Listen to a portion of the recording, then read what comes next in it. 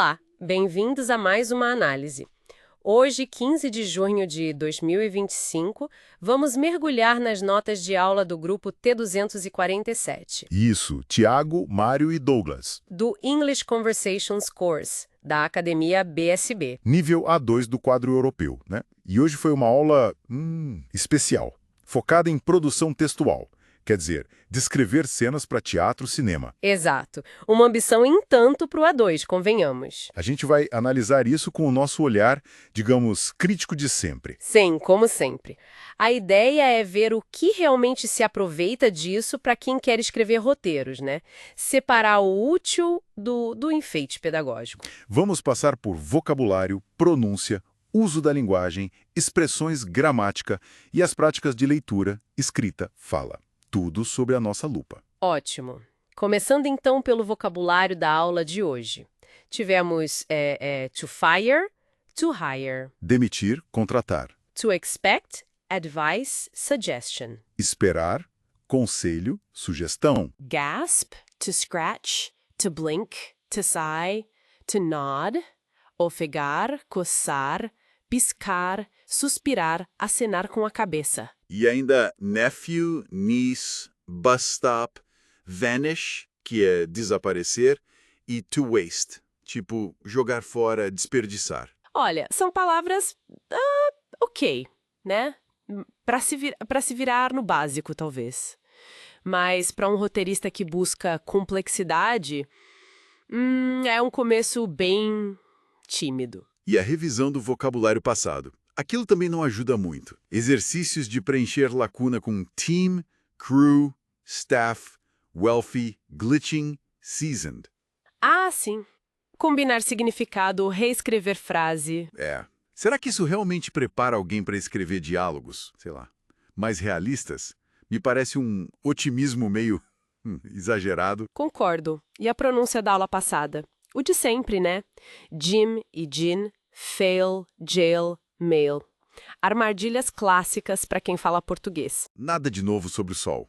Já a lista de hoje, essa sim era mais extensa. Letter, later, leather. Onde a diferença é sutil, né? The latter option is better, leather. Ou see you later, later. E a leather jacket, leather. Certo. E tinha where e were, tipo, where were you? Where were? Should e could. You should try, should. You could go, could. E outras soltas. Something, nephew, crew, speciality, handle, trouble, neither, pastries, supportive, growth, suitcase. Palavras como he handled the trouble, handle, trouble. This is my speciality, speciality. A repetição é a mãe do aprendizado, dizem. Mas repetir sem um contexto forte, assim, vira só barulho, né? Meio monótono. Pois é. Aí, em uso da linguagem, eles pegaram far greater e his face turned red. Expressões que, vamos combinar, no nível A2 podem soar um pouco Deslocadas. artificiais. Totalmente. Imagina só a cena, tipo, não, o impacto dramático é far greater do que você imagina.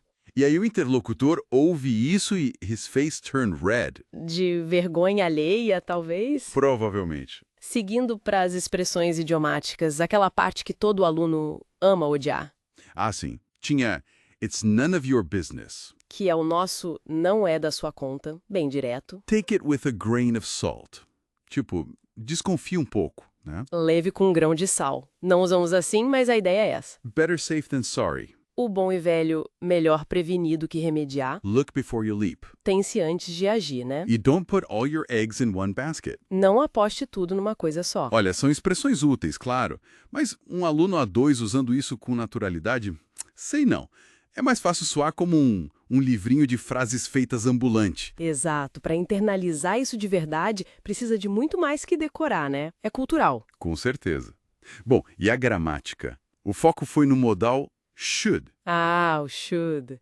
Vimos aquele diálogo, né? Douglas, Paulo, Mário, sobre contratar o sobrinho jogador. Isso. O Douglas acha que o Paulo should conversar com o sobrinho. O Paulo já acha que should contratar outra pessoa. Conselhos, sugestões. Útil para essas situações básicas de dar um palpite, né? Trabalho, vida pessoal. Sim, mas Para um roteiro, a complexidade moral, a ambiguidade que a gente busca numa boa história, raramente se resolve com o simples deveria, né? Should é uma ferramenta bem limitada para isso. Concordo. Passando para a leitura, tivemos o texto Leather or Later, Advice at the Airport Gate. Ah, sim.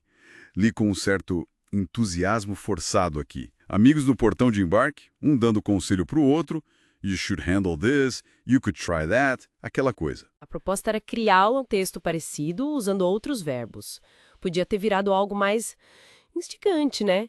Tipo uma troca de mensagens secretas, uma despedida cheia de subtexto. Mas ficou no básico, né? Uma pena. E aí chegamos na escrita, o foco da aula especial. Analisar a scene for Trouble Brews. A cena do Mário, desesperado porque o sobrinho, o Leonard, sumiu com o dinheiro do logo da empresa para comprar um PC gamer. Clássico.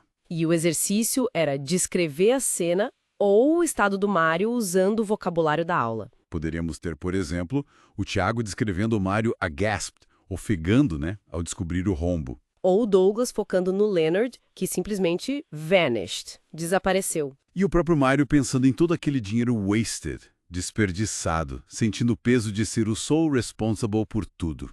Aí sim seria usar o vocabulário na veia da cena. Exato. Mas vamos ver o que eles fizeram. Listening ser pulado. Menos mal, talvez. Na seção Watching, aquela recomendação de sempre.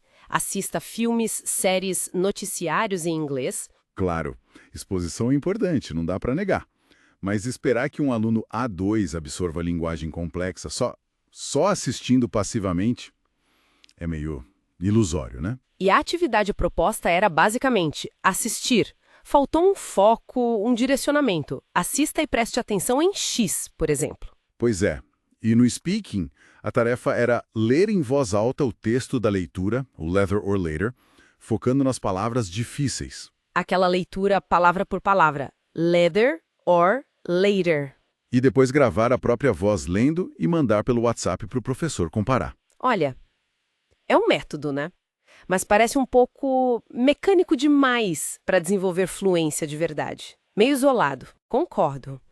Bom, pensando no desempenho geral do trio Thiago, Mário, Douglas, especialmente nessa tarefa de escrita da cena 4, será que eles realmente mostram que estão prontos para ir para o B1? A questão é, conseguiram usar aquele vocabulário para expressar o conflito do Mário? Para dar profundidade à cena?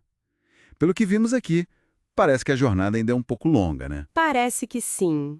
Dominar aquelas 5 expressões idiomáticas dá um certo charme, mas está longe de ser fluência real, né? Com certeza. É só um verniz.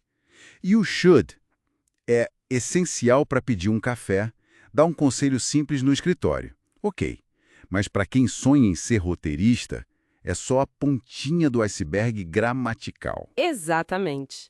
Bom, e o que nos espera na próxima análise? A Cine 5, Business Proposal. O Thiago, sempre pragmático, né? Ele vê potencial no café do Mário e, pumba, faz uma proposta. Que tipo de proposta? Investimento em troca de 45% do negócio. Quase metade. Uau! Forte. E aí fica a pergunta no ar, né? Exato. Será que o Mário, o sonhador, vai ceder ao pragmatismo capitalista do Thiago? Vai vender um pedaço da alma do café por uma porcentagem gorda? Ou será que a nostalgia, o cheiro do café, a paixão original vão falar mais alto? A alma do negócio tá realmente à venda? Suspense. Vamos descobrir na próxima. É o que veremos. E como eles gostam de frisar lá na Academia BSB, it's not only about the language, it's all about communication. Pois é. Resta saber que tipo de comunicação está sendo, de fato, construída ali. Até a próxima. Até lá.